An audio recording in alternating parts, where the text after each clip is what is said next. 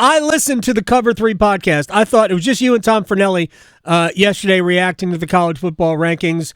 You guys do a lot of great things, and I have no qualms at all about promoting your podcast. First of all, Cover 3 is amazing. Sunday, it's the best thing going for me Sunday morning. But your reaction to the rankings are every college football fan should listen. So thank you very much for doing that. It crystallizes a lot of things for me. I didn't realize that Tom was not a huge fan of this whole process, which is good. I really didn't. I didn't realize that because then I think we come at it with a larger dose of skepticism. So after the rankings came out yesterday, is there more merit to what I've said forever, which is they don't really care about who you play? They care about who you beat. Do they? End, I think that they care about. I think they care about who you beat when it comes to splitting ties among teams that they find similar. Yeah. As a tiebreaker, yes. To enforce a narrative, yes. But, and I'm not saying, I think Indiana and Penn State, they're both in my field. I did my own bracket on Monday, and I had Indiana as an 8 and Penn State as an 11, and they have them 4th and 5th in the ranking. How on which this is different? Which is also, first of all, let's go ahead and expand to 16, or let's go ahead and just expand to 14, because I cannot handle your seed number and your ranking number both being presented at the same time.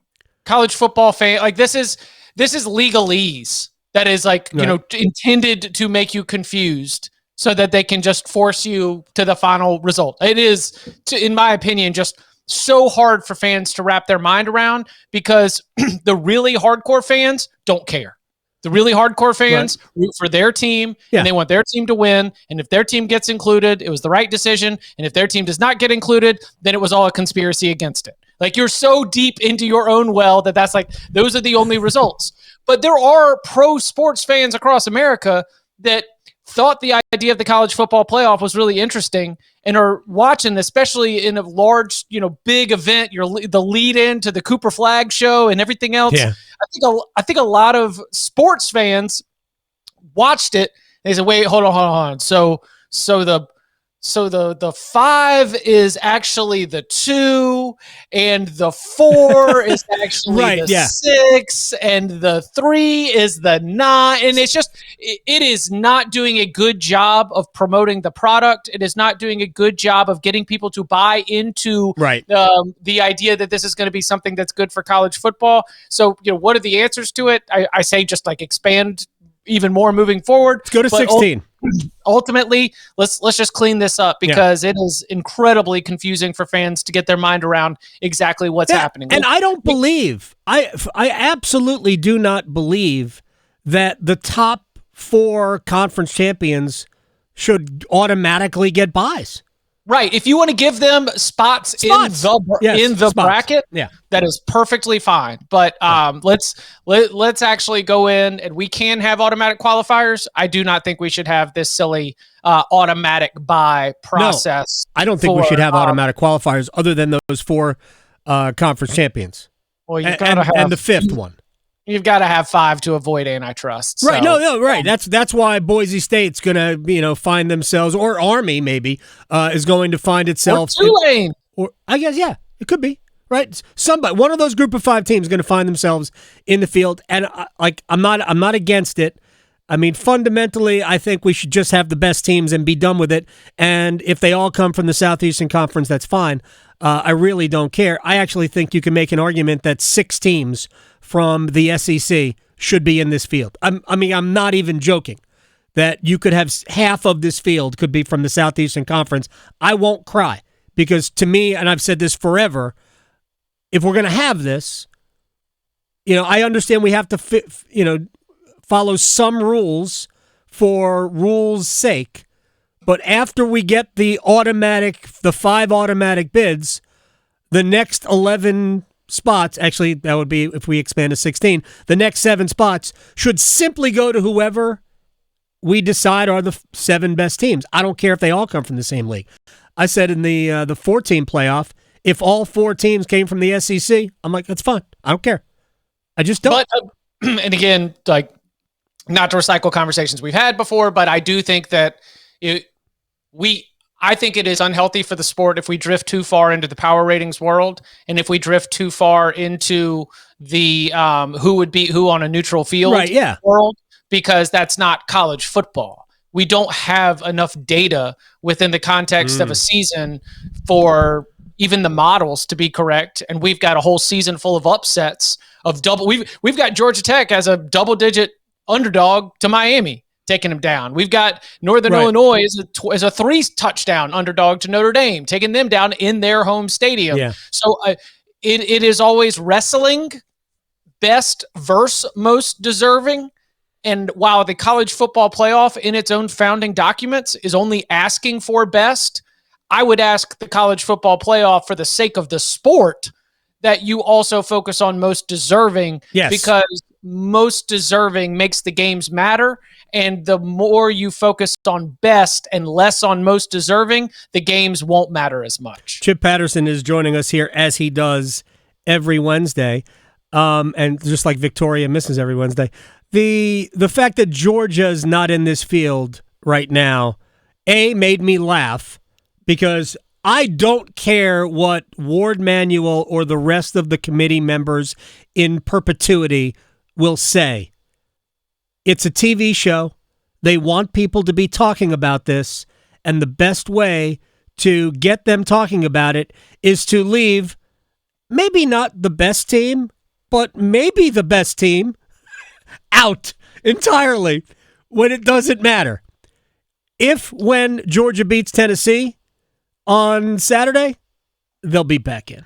Well, I think I don't look at it quite as much as that, though. I guess they could have made those decisions with Georgia and Boise State. Like, ooh, here's what we'll do. We'll tell them that they're 12th. Then we'll show them on the screen as first team out of a 12-team playoff. Do I think that there was at least like somebody in the production truck or in the control room that was like, oh yeah. As soon as they realized the way this was going to look, then I would not be surprised if that was the case at all. But I tend to lean more on the side of the committee sometimes will operate with and you know what? We're not really going to stress about this because these two teams are about to play, and it will sort itself out. And that's where it is important, the this will sort itself out aspect of it. This will sort itself out because Texas still has to play Texas A&M.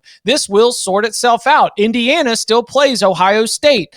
Tennessee still plays against Georgia this coming weekend. We've got all of these results that are left even before we get to the conference championship game, and the conference championship games will have a huge role in determining some of these seedings and some of these at-large bids. I mean, the idea that you could have a team on the very edge sitting at home all of a sudden find themselves getting bounced because of a result that happened somewhere else is very, very likely. So I'm not going to stress too much over that, because I do think that the committee was thinking of this with the idea, we're going to slide Georgia down to the rest of the group of the 2 losses. Okay, they've got a loss to Alabama, so we'll put them behind Alabama. Where are we going to put them? Well, we're going to put them ahead of Boise State because we still think that Georgia, with the win against Texas, which is our number 3 team, we're not going to – Boise State's got nothing there. Their best win is Washington State.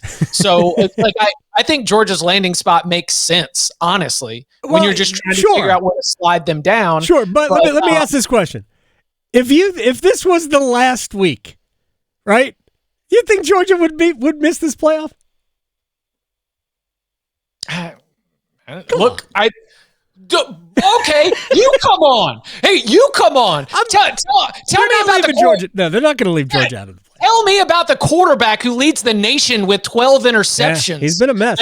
There's no question. With 14 turnovers leading the nation. Tell me about the offense that can't run the daggum football and has resorted to just throwing desperation screens against Ole Miss like they are a 14-point underdog. Georgia's offense is falling apart. I have no no problem looking at the form that Georgia has shown on the football field and say, like, look, I understand what we saw at the beginning of the season against Clemson. I understand what we have seen in glimpses, like the second half of the Alabama game. Yeah.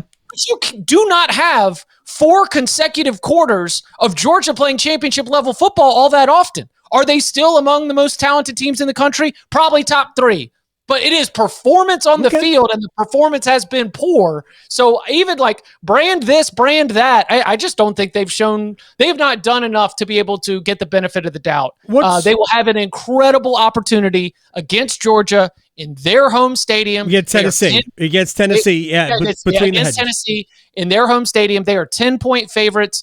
There is like an outcome where they win that game by 21 and just totally change the narrative. But even their win against Texas had nothing from the offense. Short field touchdown, touchdown. 1 full field drive by Carson Beck in that game.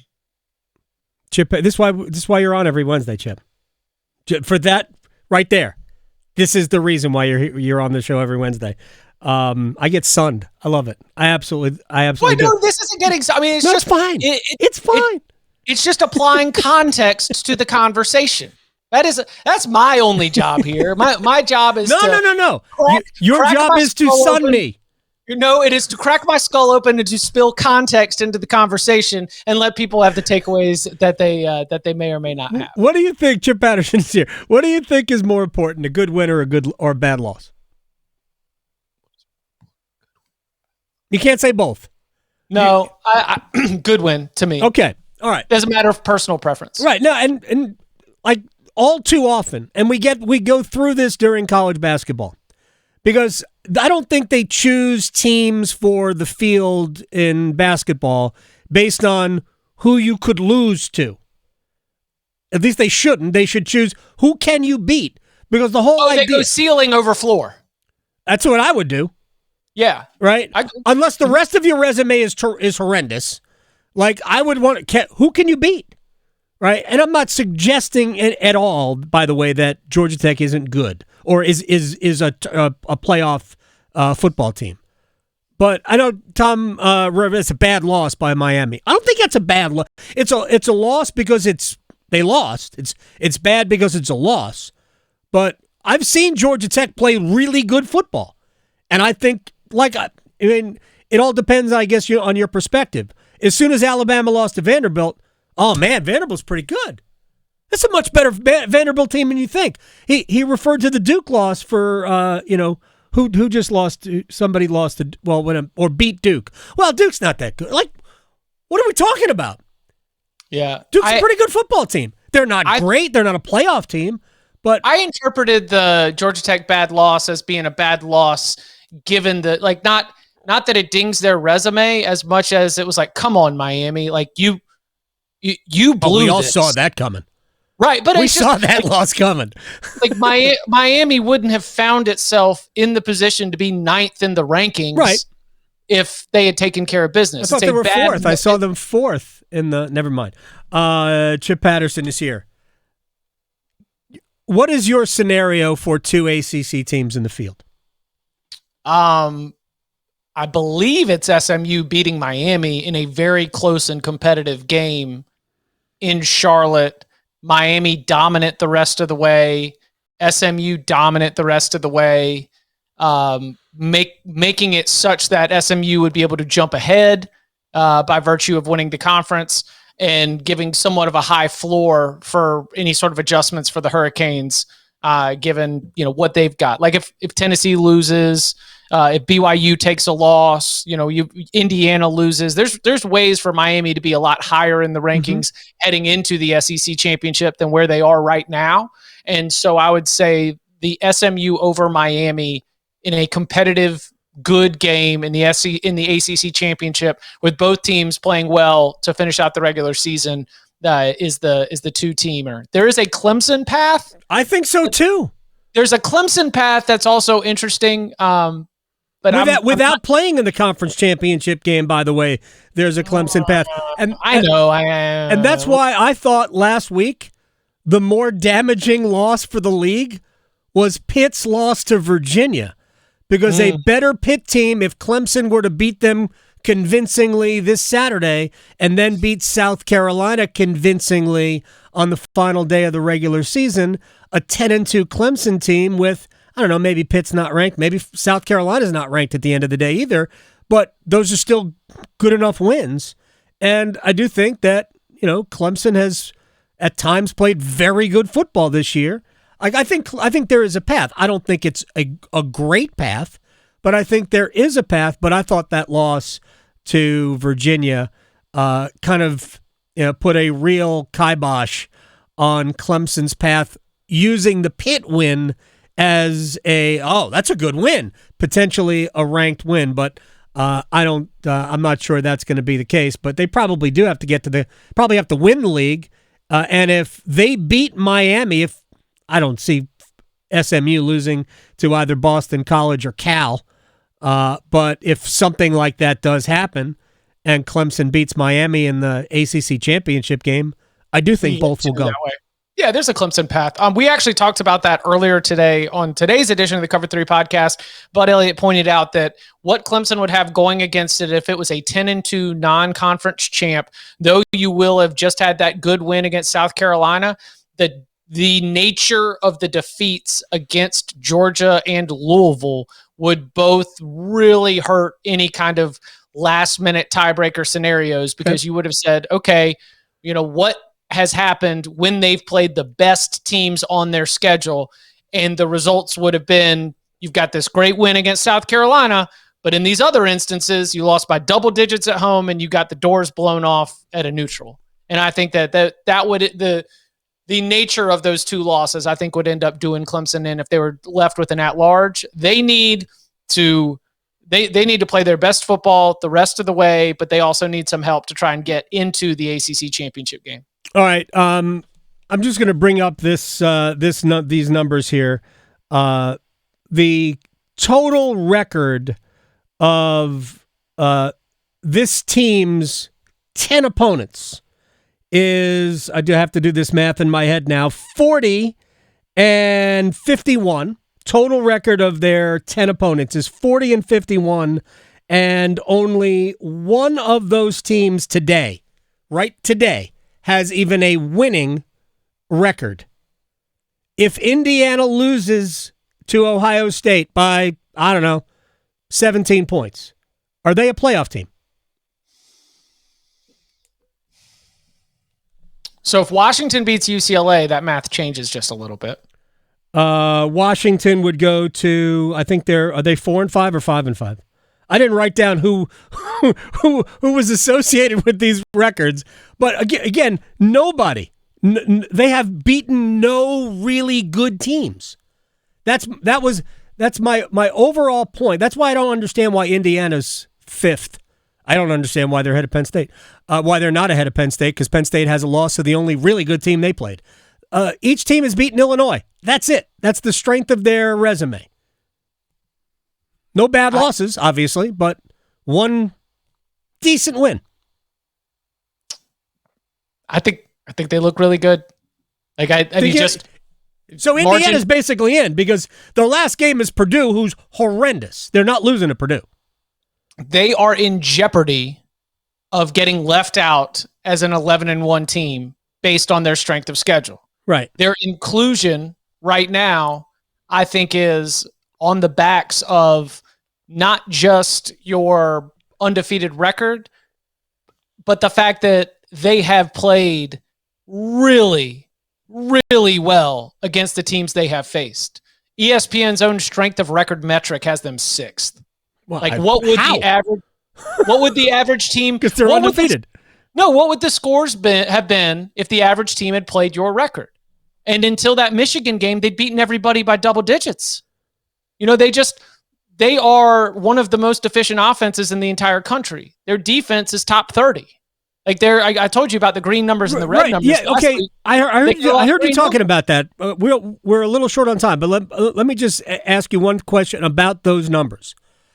What is the context for who you are compiling these numbers against?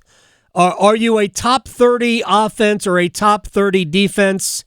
Is it schedule adjusted or is it is schedule adjusted? Yep. Well, then, I mean, the numbers are weird because they just haven't played anybody. They didn't even play Illinois. But by the way, I'm not sure how Indiana and Illinois didn't play, but they did not play. It's a huge league. They didn't play, so they didn't even play the 6-win team that Penn State. Penn State has a better win than Penn State. Also might have a better win with West Virginia. Yeah, honestly, like 5-4. Yeah, Indiana and Penn State are both maybe in trouble. They are both in trouble. Yeah, but Penn State's not. I guess Penn State could lose at Minnesota. And if Penn State loses to Minnesota, they could be in a lot of trouble. If Indiana gets the doors blown off by Ohio State, they could be in a lot of trouble. The only foolproof playoff teams from the Big Ten right now look like Ohio State and Oregon. Yeah, I actually think that, and I think Ohio State's a bit of a house of cards. They have not looked right really all year long to me. Oregon is, to me, I think the clear best team, and although that was a very close game that Ohio State could have won, right? Mm-hmm. So you get down and slide a little bit earlier. You don't have 12 men on the field. You actually get to kick a field goal and win that game by 2 instead of losing by 1. Like it's as we've said, the sport is compressed. There are no monsters. Yeah. And that more than anything is going to make it like, on one hand, the playoffs going to be exciting. On the other hand, there are going to be teams that are going to feel like they absolutely, if they didn't get snubbed, they had a chance in the middle of November and didn't get the job done. No question. I mean, if Miami doesn't get in because they lose in the ACC championship game this past Saturday is going to be, because look, I love Cam Ward, but man, he leaves a lot of plays on the field through some carelessness, and you know they make strange decisions at times. But it's college football. It's one of the reasons why it's such a beautiful game, because it is wholly unpredictable. And I do think that through the various different changes to the mechanisms of the game, the talent is more spreading around amongst the best programs.